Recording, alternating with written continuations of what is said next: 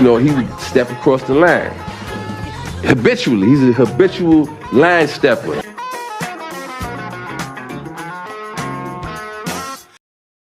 You make me happy. What's going on, brother? How you doing? I'm doing very well, sir. I am Garrett Charles Langley Henson. Hey, baby. It's Terry Ricardo DeShazel II, and we're doing this a little different. You know what I'm saying? You see, I got this guy's jersey on, Michael Jordan, the GOAT himself. But you know how I feel about Michael Jordan, Garrett. He tarnished my reputation about him when I was a young kid at a Michael Jordan Nissan on Capitol Boulevard in Durham. I saw this man. I asked him for an autograph when I was 5. He told me no. So from then on, I fucking hated him. And there's no coming back. There's no going back to him. He's not the GOAT to me. He could be 4th or 5th.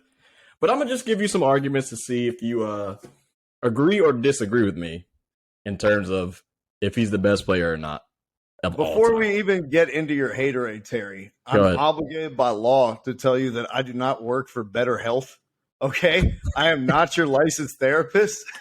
Anything that you get out of this is not backed by the state or company. But you're welcome to lie down on the couch and tell us about how Michael Jordan hurt you. Nah, it's all good, man. Look, all I'm saying is I'm not trying to say that he wasn't great. Bro was definitely great. Like, everything he's done, he definitely deserves to be at least at the top or the first 3 to be talked about as the GOAT. That's all I'm saying. But there's 3 names in there. I feel like Kareem, LeBron, and Jordan have a case to be a GOAT. Now, I just happen to so think that Jordan played, when he won his championships in the 90s, it seemed that it wasn't that much competition. Now, a lot of people like to say, no, he beat a bunch of Hall of Famers. But were they great, though? The NBA Hall of Fame is very, very, very, I would say, watered down and diluted with a bunch of bullshit talent. Like, T-Mac shouldn't have made the Hall of Fame. Chris Webber shouldn't have made the Hall of Fame. Like, there's a lot of guys that definitely shouldn't have made the Hall of Fame. There's cases. And you haven't even gotten to the foreigners. Exactly. So it's like, Hall of Fame pool. Yeah. So it's like, even when you say Michael Jordan played against Hall of Famers and beat Hall of Famers in the finals and shit, like, there's still different tiers of Hall of Famers in there. Like Clyde Drexler, not in the same class as, like Steph Curry, KD, people like that. People that LeBron have beaten, in finals. No big deal.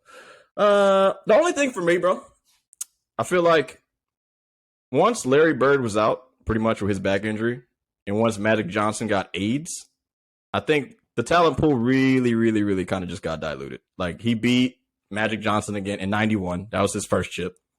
By that time, Magic Johnson had HIV. All right, everybody knew it. Magic Johnson was just slow on the train. He knew he had it. He looked bad. He looked bad, bro. He looked decrepit, old. He was done. Do you think Donald Sterling was the first person to leak it to the media? That Magic Johnson had it. Shit, probably, bro. He was the first one to find out. Yeah, no, that's facts. So, like, Jordan's first chip, 91, right? He goes against the Lakers. My main thing for that one is, who was guarding him? Michael Cooper was gone. He wasn't playing for them anymore. He didn't play against any all-defensive players except for one in 93. And fucking Dan Marley, bro.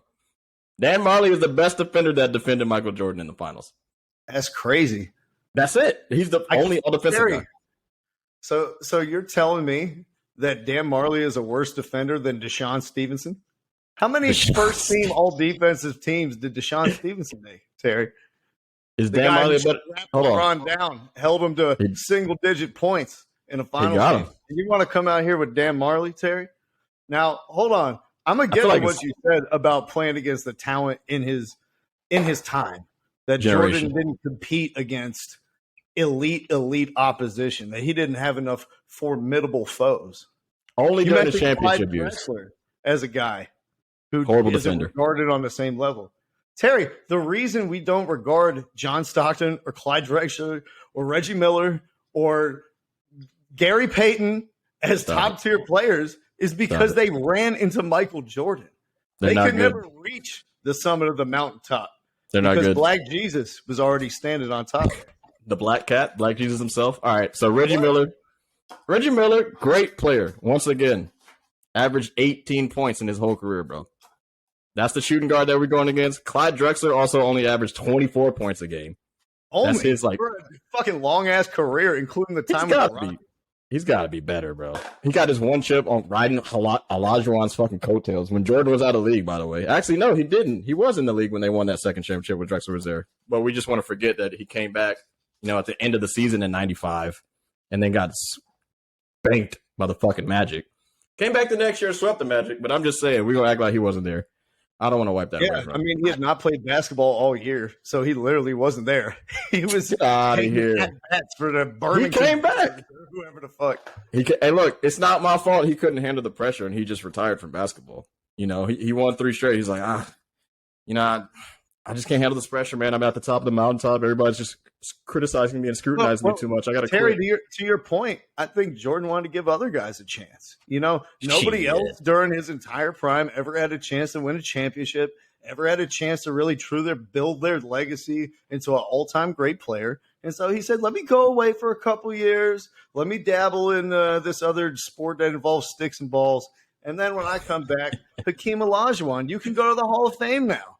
Oh, okay. So they never played that Rockets team. Is there a sentiment to you that you think the Rockets could have beat them?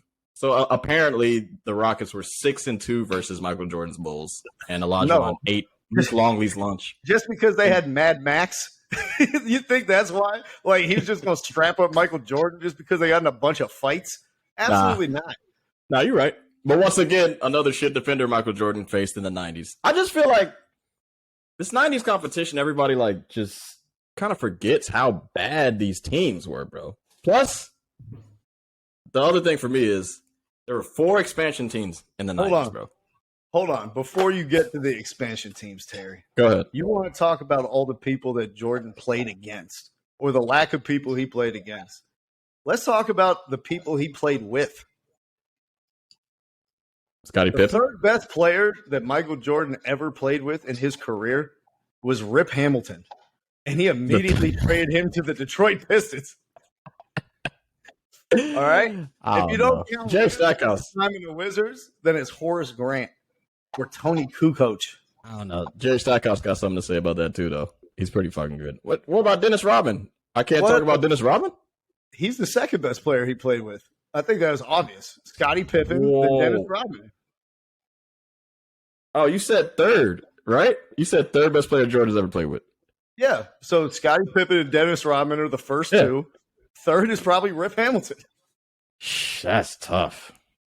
Tony LeBron James, over the course of his 20-year career, has played with Dwayne Wade, Chris Bosh, Shaquille O'Neal, Ray Allen, Rajon Rondo, Derrick Rose, Isaiah Thomas, Russell Westbrook, Dwight Howard, Kevin Love, Kyrie Irving, Carmelo Anthony, Anthony Davis, and Ben Wallace. A lot of great names. You know how many of them were in their primes when he played with them? Wade, 3. Bosh, Wade, and Anthony Davis. That's it. You know who was the best teammate he ever had? Anthony Davis for 1 season. D. Wade was a shell of a man after that first season, bro. And I don't want to hear none of that. Kevin Love, Kyrie was in his prime. Kyrie was straight. Anthony Davis is in his prime. I mean, he went to the finals with Kyrie and K. Love, and they both got hurt for 1. They lost that one. How many of those players, Terry, you tell me, are better than Tony Kukoc or Horace Grant?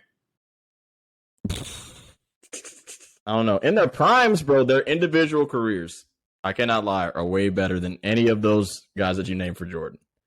But when they played with LeBron, they did not play up to the potential, bro. The only person that really, truly was great. That playing with LeBron forces you to diminish who you truly are as a player to fit in to LeBron's style of playing basketball? Is that what you're saying? That's what happens when you play with a great. I don't know what to tell you. I mean, you suck. Look, Jordan. If that's the case, is he truly making his teammates better, Terry? This is what we're gonna do. So when Michael Jordan left in '94, we're gonna act like the Bulls didn't win 54 games. We're gonna act like the Bulls weren't one of the best teams in the East. In 1994 and 95, they were good without him. When it came butt crunch time, what happened? They got cheated in the second round. The Knicks definitely shouldn't have won, and I'm a Knicks fan. You gonna sit there and cry? Shout out to my boy Hubert Davis, locking down Scottie Pippen, drawing a 3-point foul to win the series. Shit. Bro, You know it's true. When LeBron leaves a team, they're completely shit. Even he leaves the team with just by himself and everyone intact. The team is still complete shit. I feel like the only team that was decent after he left was Miami. And then Chris Bosh got a fucking blood clot, and we didn't really kind of get to feel how they were as a squad. Man, a pretty good metaphor for when Jordan left and Scottie Pippen got waxed. He didn't get waxed. They made it to the second round of the playoffs. Congratulations. No LeBron team has ever done that. What, you play for the Sacramento Kings or the Chicago Bulls? You going to hang a second round banner, Terry? Is that what they're doing out there in Chicago? Second round, baby. No, that's not the standard that Black Jesus set. I'm saying even if you say that he got a lot of these guys past their prime, and I didn't even count Darren Williams and some other guys like that were clearly way past his prime. Right? I didn't even count some of those guys. Even considering all that, Terry, the man has played with 17 All-Stars during his career. Jordan played with 2. And you know why? We're going to talk about the competition that they face. Let's also talk about the help they got. That's a good argument. There's two things going hand, though. The league is way better these days, bro. It's way better. You need more help to win the fucking championships. You can't win it by yourself. You're not going to win it without any All-Stars. Who was the only team to do it? I feel like it was. No Dirk, All-Stars. I mean, Dirk got LeBron's stupid ass. No, I mean at least 2 with a star player like LeBron or Jordan or you know what I'm saying, the best of the best. You have to have somebody else on the team that's good, and especially during this era, it's at least 3 to 4 guys that are really good, or you don't even have a chance to sniff a championship. Well, I just read 17 that were pretty good, Terry. They were all out of their prime. Why do you keep telling me these names? I understand. Like we said, it was D Wade, Chris Bosh, Anthony Davis. Everyone else is out of their prime. So let's just discount. So we won't count Ray Allen because he was out of his prime, even though he hit the most important shot in LeBron's whole legacy. We're gonna act like no one hit a shot. We won't count him though because he was out of his prime. He wasn't contributing. Like nobody hit a shot for Michael Jordan, Paxson, Steve Kerr. Yeah, coach, 2 guys. Okay, bro. Congratulations. This is hilarious. I just feel like LeBron went against a Kawhi in the finals. I mean, he went against a young KD in the finals that's playing D on him. You want to give me Deshaun Stevenson and JJ Barea? I can respect that. He fucked that one up, and that's it. He fucked it up. And if everybody wants to say LeBron's not the GOAT simply because of that, that's cool. But everything he did after that dominated the league for at least 10 years. He went to the finals 8 straight times. What are we fucking doing? Well, Terry, I wouldn't agree with that. I wouldn't say everything he did after that was domination. Because you have to remember, Terry, unlike any player in NBA history, LeBron James has become the de facto GM of every team that he's played for since leaving Cleveland Cavaliers. And we know after he left Cleveland the second time, he went to LA. He orchestrated the trade for Anthony Davis. He got his guy. Won a chip. And then what happened since then? Anthony Davis has been hurt. He was in the play-in tournament. Then they didn't make the playoffs. And the reason is of the team that LeBron James constructed, saying, we want to trade for Russell Westbrook. Don't give me Buddy Hield. Don't give me Harrison Barnes and picks. I want Russell Westbrook. Don't give me DeMar DeRozan. I want Russell Westbrook. Don't give me an actual point guard and a bunch of shooters around me. I want Rajon Rondo and Lance Stevenson and a bunch of primary creators so I can be a finisher. At the end of the day, these aren't Rob Pelinka's decisions. These aren't Jeannie Buss's decisions. These aren't Magic Johnson's decisions. These are LeBron James's decisions. And that has led him to not winning a playoff game in the last 2 seasons. So when you say everything that he's done since that Maverick series has been phenomenal, I don't know about that one, buddy. I don't know, brother. I'm just saying, 4 chips. How many years?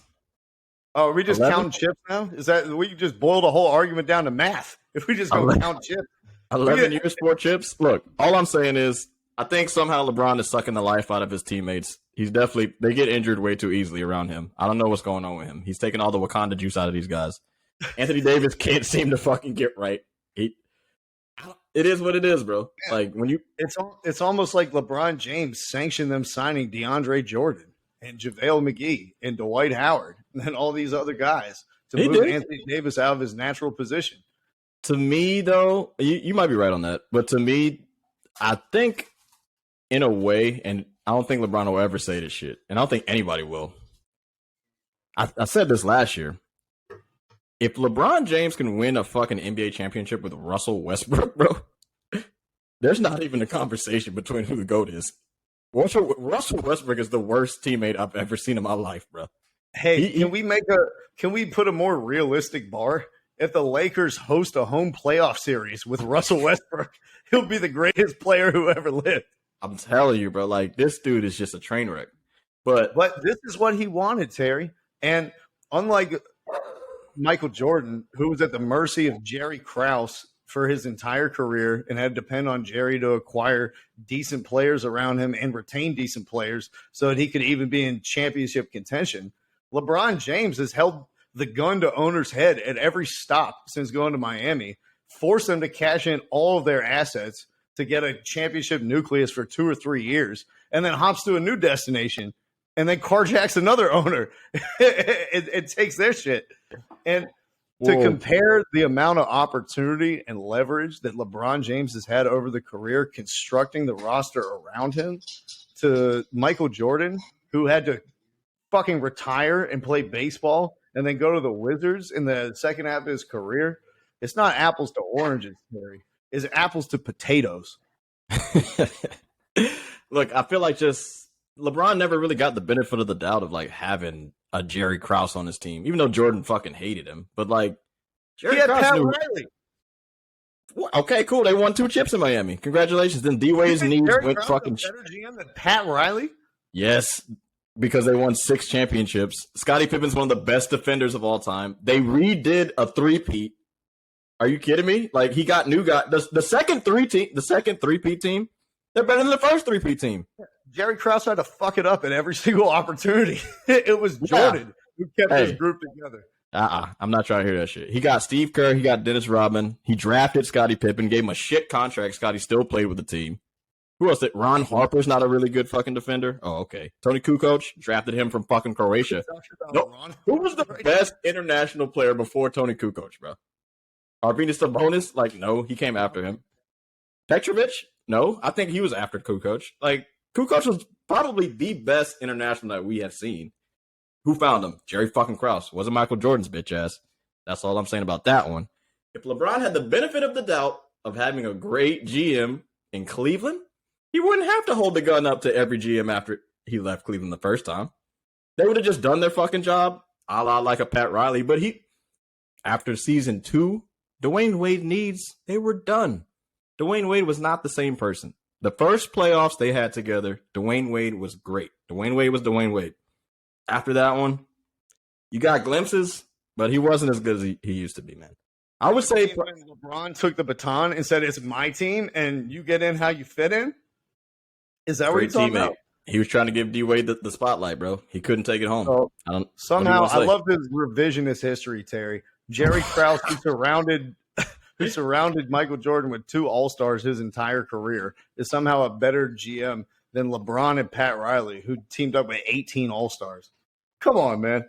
Bro, all those All-Stars were not in Miami. A lot of those were washed up in Cleveland, by the way. That was like all Cleveland. Shaq was Cleveland. Derrick Rose was Cleveland. Derrick Williams was Cleveland. Dwayne Wade even came to Cleveland for a second stint. Trash as fuck. Ben Wallace, that was Cleveland too. That was the first stint. Come on, bro. Stop. Like, get out of here. Anthony Davis was Lakers. Miami had who? Dwayne Wade and Chris Bosh. Ray Allen, and that's it. Is Anthony Davis not better than any third banana LeBron James ever or MJ ever played with? If you give the dude a good teammate, he's going to win a championship. Is that not true, or is that not true? Jordan, as soon as he got an All-Star, all he did is win the next 6 championships that he competed. So let's talk peaks, Terry, because the biggest case, I know you're going to make it, so I'm going to get in front of it, is longevity for LeBron James. The man plays, he's entering into his 20th season. Michael Jordan played 13 seasons with the Bulls. He played 15 overall, 2 with the 13 Wizards. Fantastic seasons. Some of the best we've ever seen. If you just look at records and you just look at cumulative statistics, there's no case for Michael Jordan over LeBron. But fortunately, you came to the Habitual Line Steppers podcast for a more discerning eye. Somebody who go deeper into the box score. Somebody who wouldn't just look at the point total and say, this guy is better.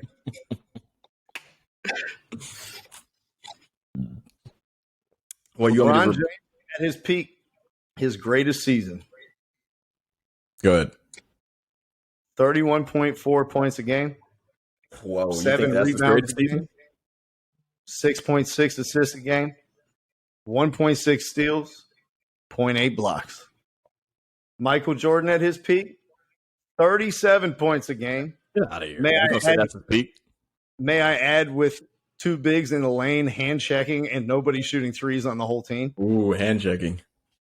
5.2 rebounds a game. 4.6 assists a game.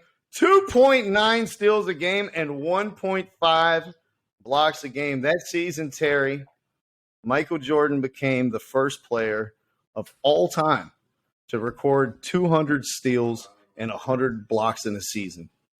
Then he did it again the next year. Do me a favor and tell me what year was that? That was, 92? No, when he scored 37 a game. Fuck no. 88? Yeah, when he got destroyed by the Pistons, when he actually played against some defenders and he couldn't get past them. By the way, look. Oh, before he had another all-star on his team? Is that what you're talking about? Scottie Pippen was an all-star. When? 88 or 89? I think it was 88. Okay. Whichever. He had a migraine. Scottie Pippen flamed out. We're not going to sit here and act like Scottie Pippen was great ever in that game. I'm just saying, when Michael Jordan actually had, Dennis Rodman, the Worm, one of the best defenders of all time on him, he didn't really look like this whole great Michael Jordan type of guy. He was getting points, but the shooting percentage was low 40s, bro. Get the fuck up out of here. His career average is, 50%? I love Jordan, bro. But when he actually got a lockdown defender on him, he didn't look as great as he was. He's a great scorer. There's no denying that. And I feel like if he would have played 20 seasons, did he not look as great as he was, or did he diversify his game and move farther away from the basket to compensate with his lack of athleticism? At the end of the day, his fade away from the nail was just as unguardable as a switch-handed layup in midair. And yeah, it was nice. To LeBron James's credit, he's done a similar thing, adapting his game. The guy who played for the Cleveland Cavaliers is not the guy who played for the Heat. Is not the guy who played for the Lakers. There are 3 different evolutions of an all-time great player. But we can't sit here and fault LeBron for averaging 10 assists one season because he decided to be more of a facilitator to help his team, or to fault Michael Jordan because he stopped driving into a crowded paint so much because he wanted to spread it out and work on the mid-range game, which eventually became deadly enough to never go to a Game 7 in his entire finals career. In the finals. He went to a Game 7 in 1998. Yeah, he was fucking around. The stakes weren't high enough. With Michael Jordan, he always got to pile more stuff on the table. I know it's the finals game, but let's bet your sister snatch. Like, he's always got to take it up a level. And clearly he was tuning out for the second round. All I'm saying is LeBron's best attribute is definitely passing. And when he actually got his highest assist total, they won a championship. Michael Jordan's best attribute is scoring. When he got continuous high scoring, 37, 35 points a game, they flamed out second round, first round. That's one thing for me. That's what I love about Michael Jordan, Terry. You said his greatest attribute was scoring. A lot of people would probably say his greatest attribute was defense, or his greatest attribute was his competitive toughness. Nah. He's the only player to, make the all defensive first team. What was it? More than 10 times? Him and Kobe, I believe. Nah. Kobe's got 11. I got it somewhere here in my notes, Terry. I'm going to find it. I'm going to find it here. Go for it. Oh, also, I fucked up and I said Dennis Rodman was the only good defender on him. Gary Payton also shackled his ass. He shackled his ass. Gary Payton shackled Michael Jordan. I need to hold a tablet and laugh the same way he did you when you asked for an autograph in the Nissan dealership. Bro, I want everybody to go watch Game 4, 5, and 6 versus Seattle. And what year was this? 96, I believe, when they had almost the best record ever, I believe, 72-10. Gary Payton gave him fits. Michael Jordan shot 36% in Game 4, 5, and 6 versus Gary Payton as the main defender.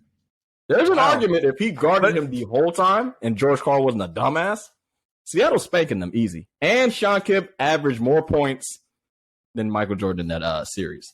But saying, you see how he talks on both sides of his mouth, y'all? Sean Kemp averaged more points than Michael Jordan during the series. Gary Payton locked him up the whole time. And yet Jordan never played against great players. Isn't that crazy? The guy who was good enough to lock down Michael Jordan and the guy who averaged more points than him weren't great players. Sean Kemp is top 50?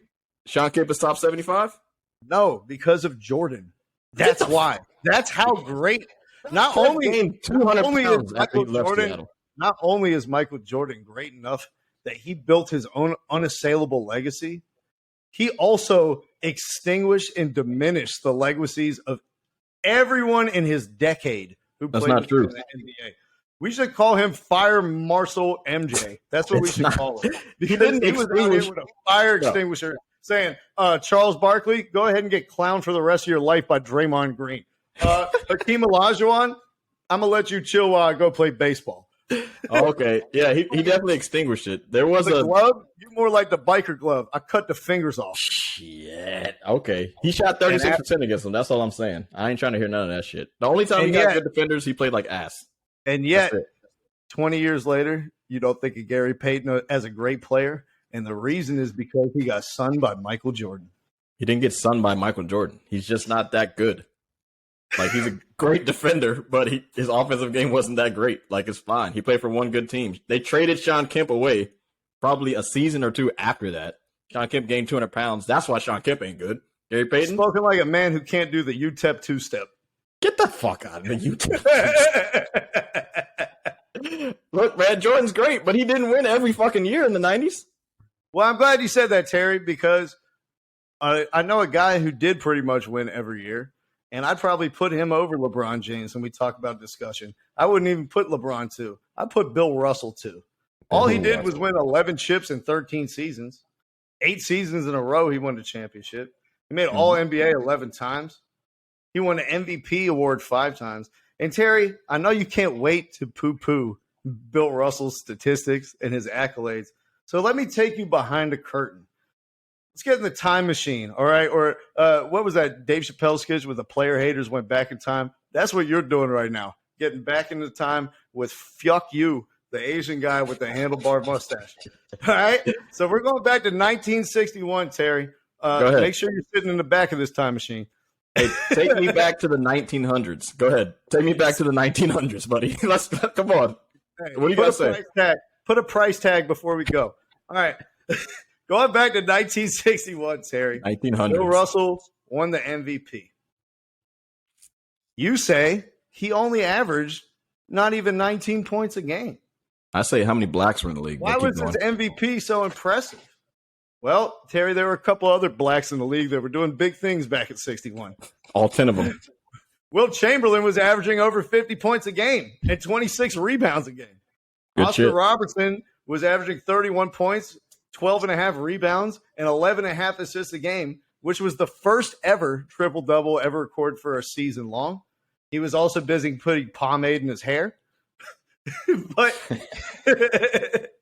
even those amazing statistics, Elgin Baylor averaging 38 and 19 a game weren't enough to eclipse Bill Russell, the ultimate champion, the ultimate winner.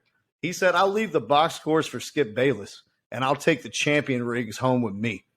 And that's what he did his whole career. You said LeBron can't win it every year. I said, why not? Bill Russell did.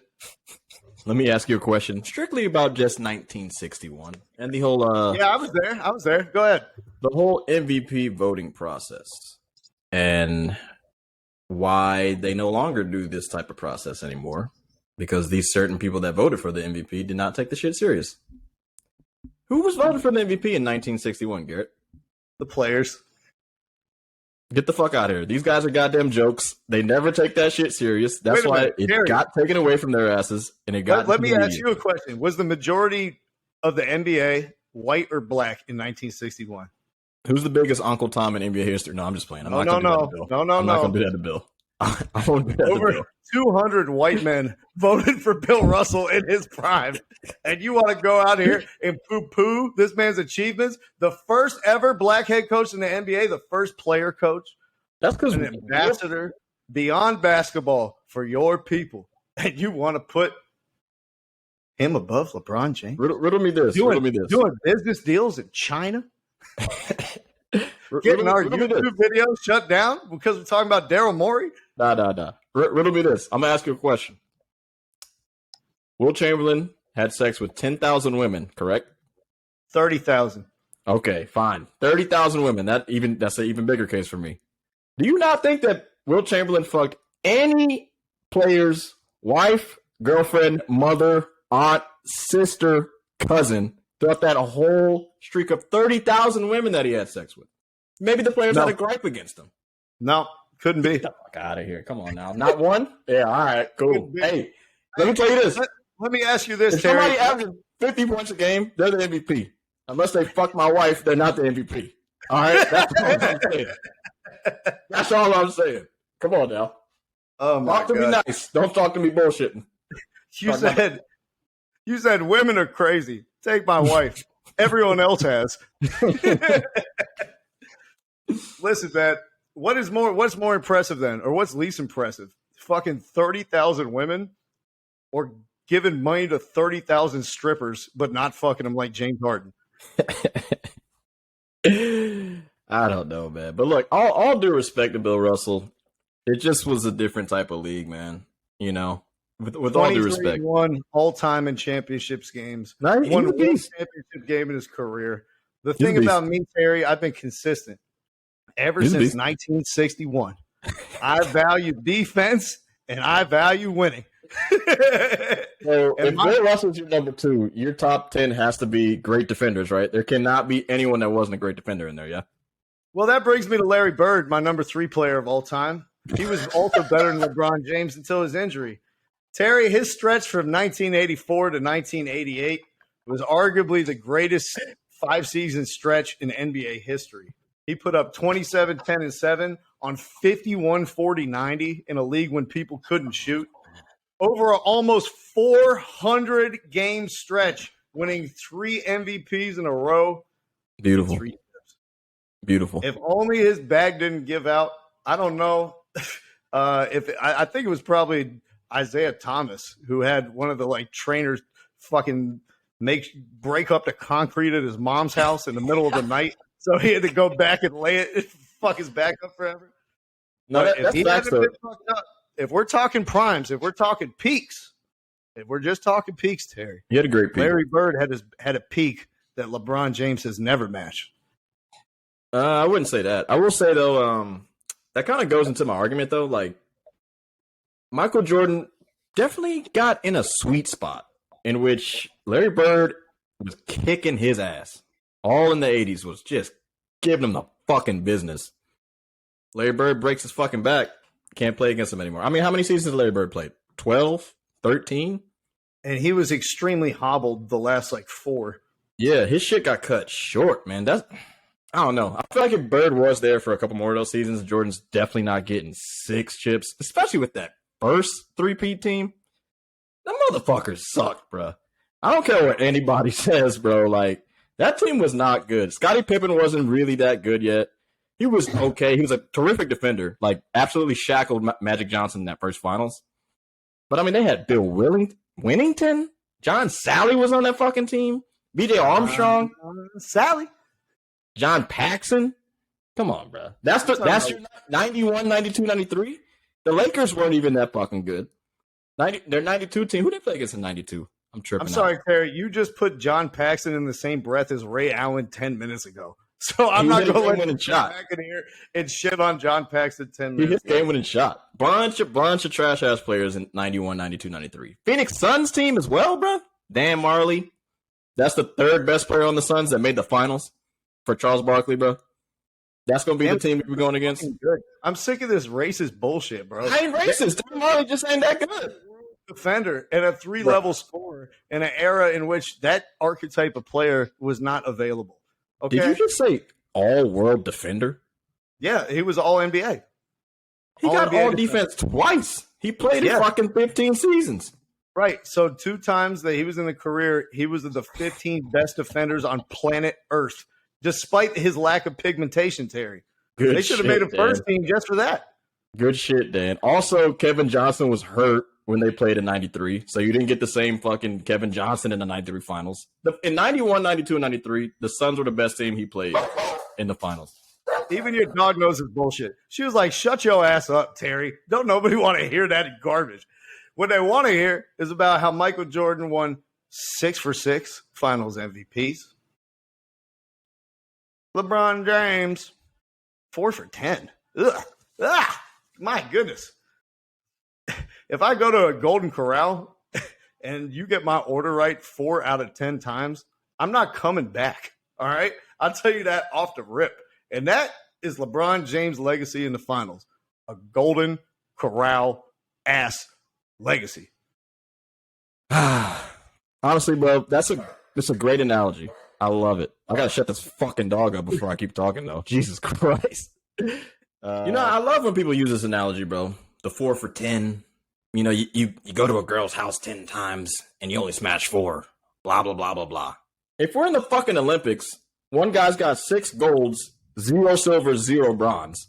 Another guy's got 4 golds, 6 silvers. Who the fuck is better? It's not about all this. If he went to the finals this number of times, it's pretty clear. I want you to get to the mountaintop. It's pretty clear. There's Michael Phelps, and then there's Ryan Lochte. All right, you take your ass get on the podium, brother. He played 15 seasons and only made the final 6.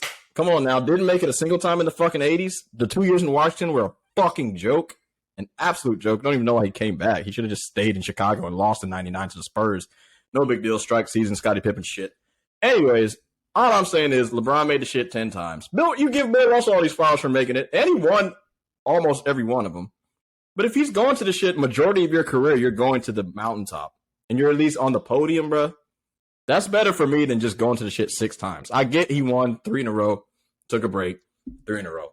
He couldn't handle the adversity, bro. He fucking hated Jerry Krause so much, and everyone was on his ass all the time that he retired twice.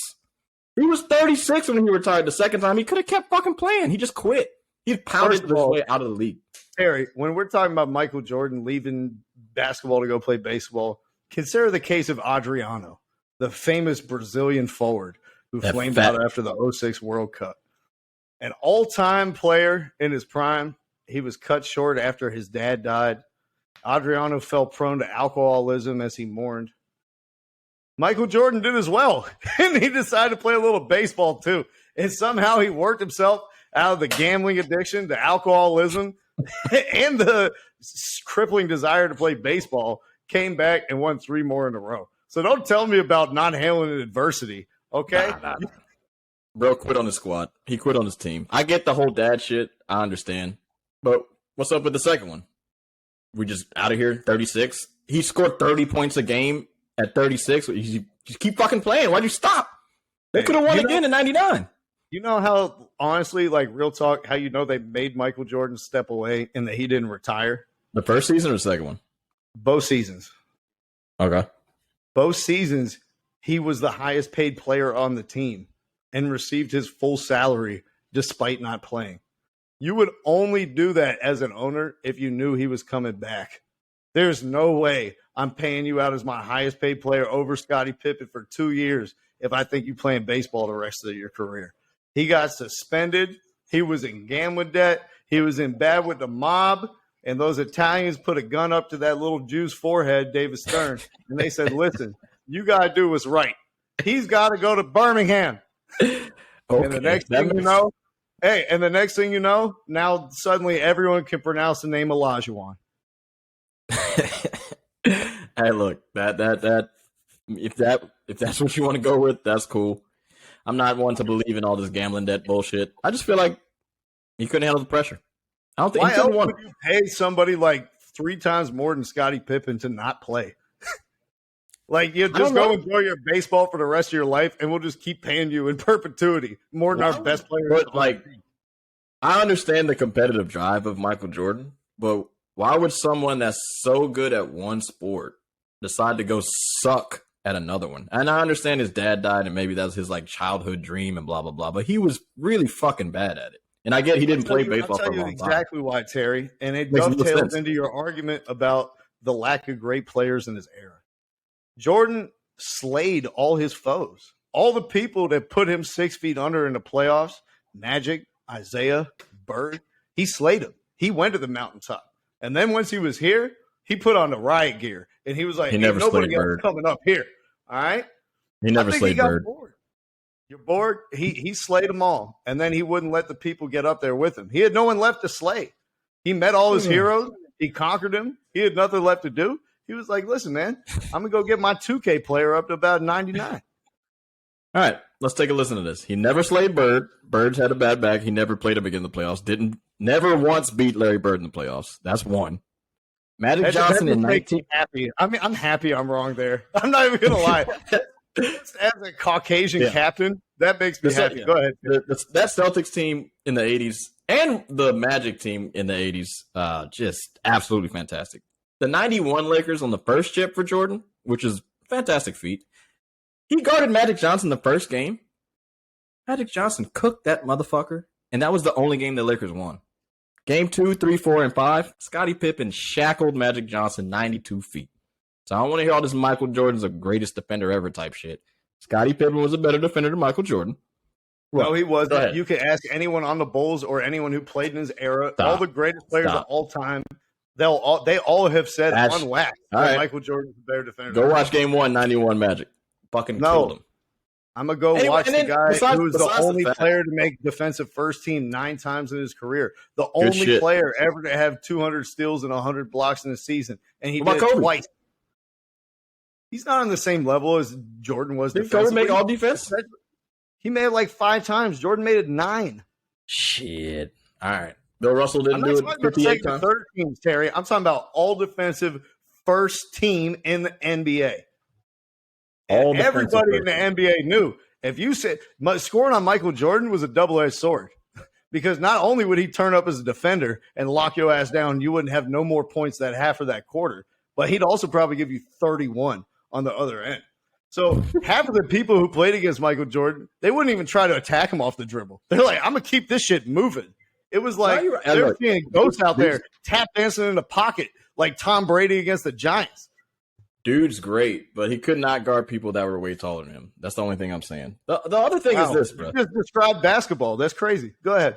Oh, wow. Magic Johnson 6'9", Jordan 6'6". He can't guard him. That's a fucking problem. Like, stop it. Scottie Pippen is 6'7". 1 inch? It's 1 inch? You just said 6'6" to 6'9". Yeah, but Scottie Pippen was 6'7", and he shackled his ass. Why couldn't Jordan do it? He had to save room for offense, first of all, and they're different type of defenders. Scottie Pippen was a more versatile defender. Jordan was a way better lockdown defender on the perimeter, and he was a better help defender at the rim. Scottie Pippen was a better isolation defender on bigger wings and point forwards. Like, you can be different and both be really good. It's tit for tat. It's tit for tat on that. The only thing I'm saying is this. 91, he got guarded by Byron Scott. Get the fuck up out of here. 92, he got guarded by Clyde Drexler. Never made an all-defensive team.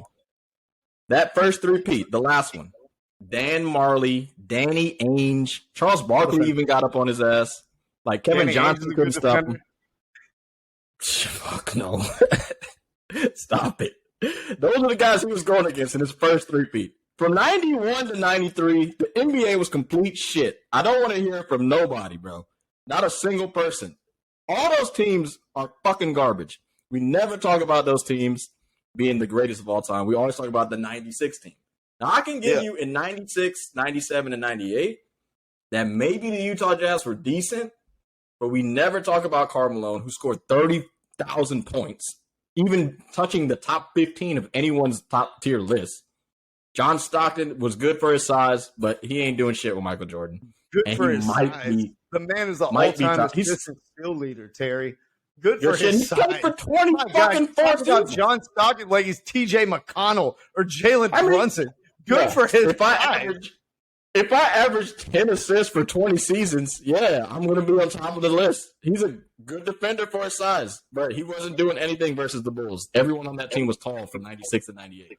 First of all, he's not going to come out here and say the all-time steals leader was a bad defender. I'm not going to let you do that. The other thing I'm not going to let you do.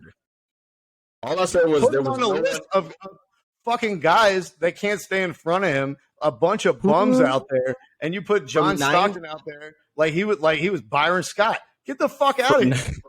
From 96, and Byron Scott's also 6'4", by the way, 2 inches shorter than Jordan.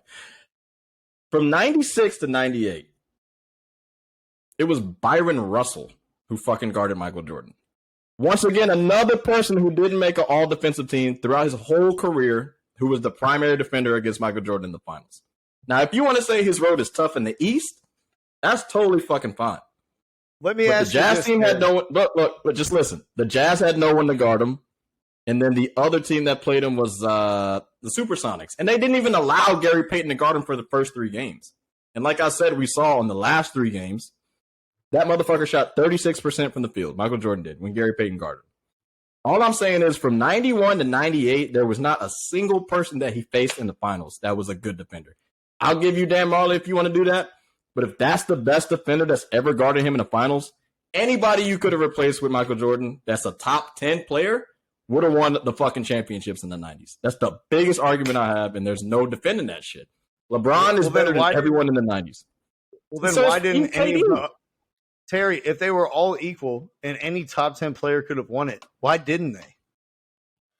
Who is top 10 that Jordan beat in the finals? No. You said anybody who was a top 10 player during that era could have won it. So why didn't they? It's because there was one man, a colossus as great as Mount Olympus, standing in their way. If you replace Michael Jordan with LeBron James, the Bulls are 3-peating twice.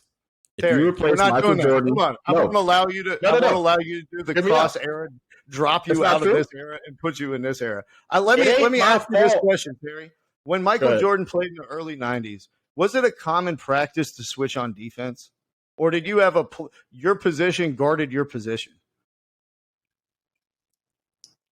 There was illegal defense rules. The schemes were really fucking stupid. Michael Jordan could ISO anyone, and no one could help. So, no, you couldn't do shit. It was just man, oh, man. That's it. So maybe that explains why he didn't have a litany of great defenders thrown at him, seeing as that they were not allowed to switch and have the complex of defensive schemes that we see today. They had to be like, whoever's 6'6", whoever's playing 2 guard for us, you get out there and do your best, buddy. Now, look, why were those rules created, Terry? Why were those rules created in the first place? What, the illegal defense rules? Say his name. Say his name. Probably Kareem. Or Charles Barkley. Come on now. It wasn't Michael. It wasn't Big Mike. Jeffrey. They made that shit because they wanted Kareem to cook. Look, listen to me. Jeffrey.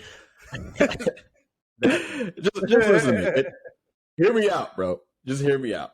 If you don't agree that if I just swap Jordan and LeBron, if I swap KD and LeBron, if I swap who's another top 10 dude? Not Steph Curry, but like someone similar to that size. Even fucking D Wade, bro. Like they're getting those chips.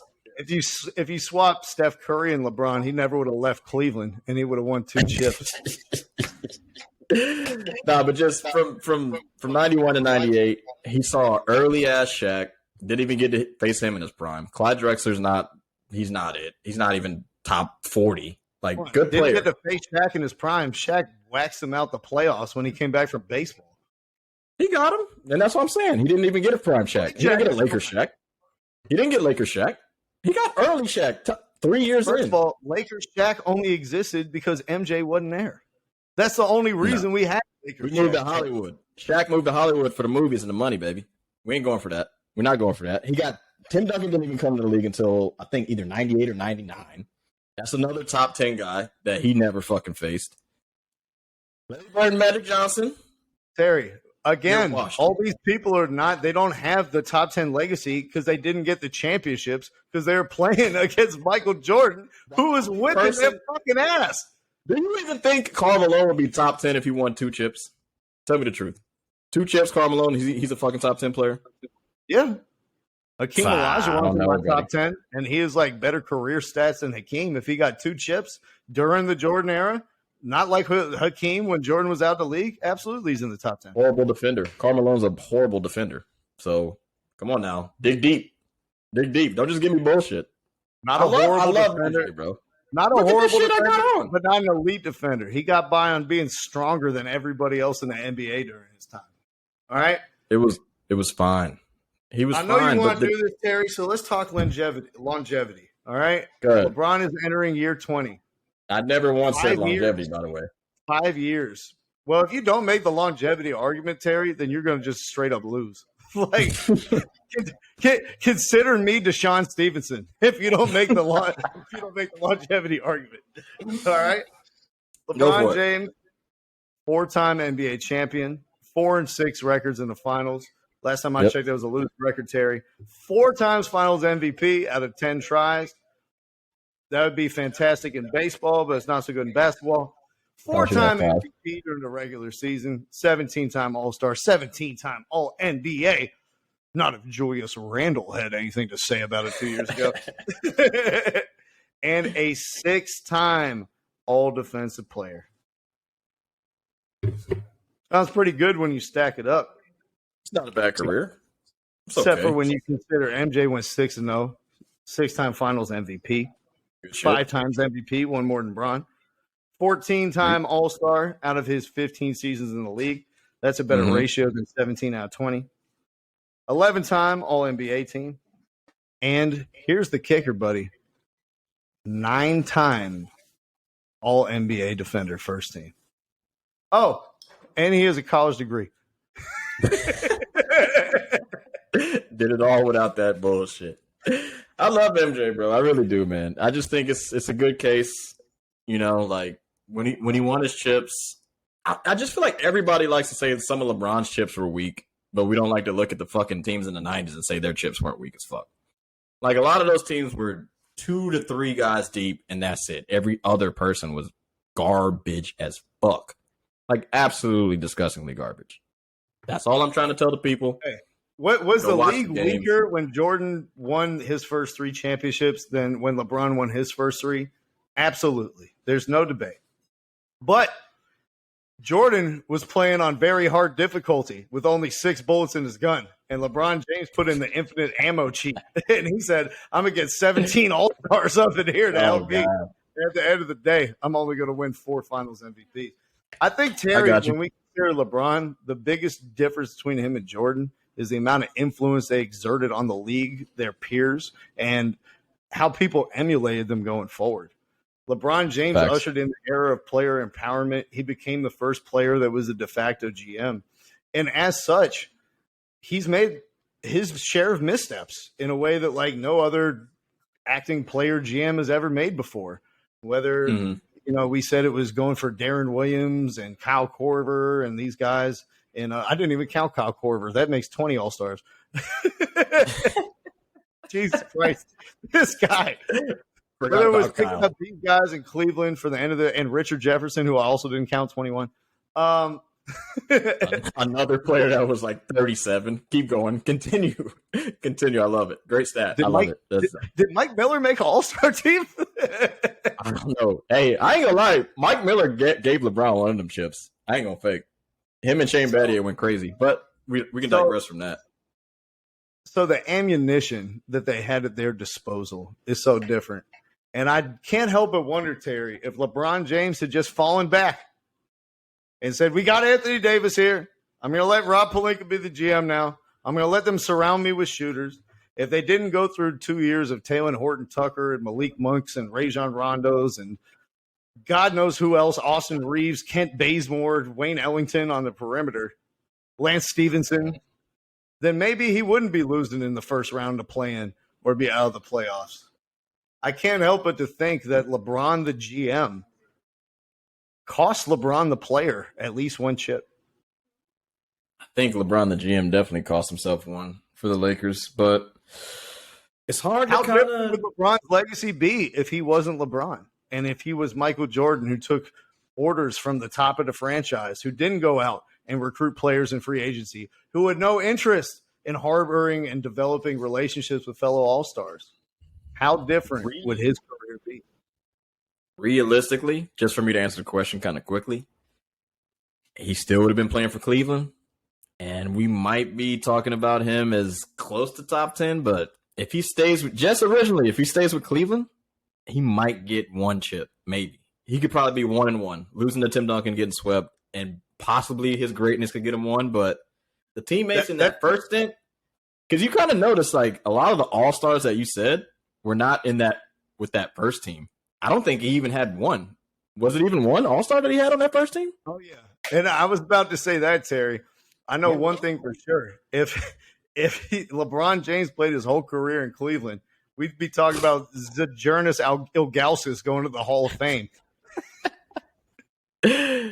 Honestly, bro, it would have been a disappointment if LeBron only got one championship or even zero. Like all that hype, it would have been done. Jordan had different expectations. He didn't have as big a hype. He was only the third pick. He went to college for a couple years. He played pretty well. How can you say that if LeBron never re-engineered his legacy and left town 3 times, he'd only have one chip?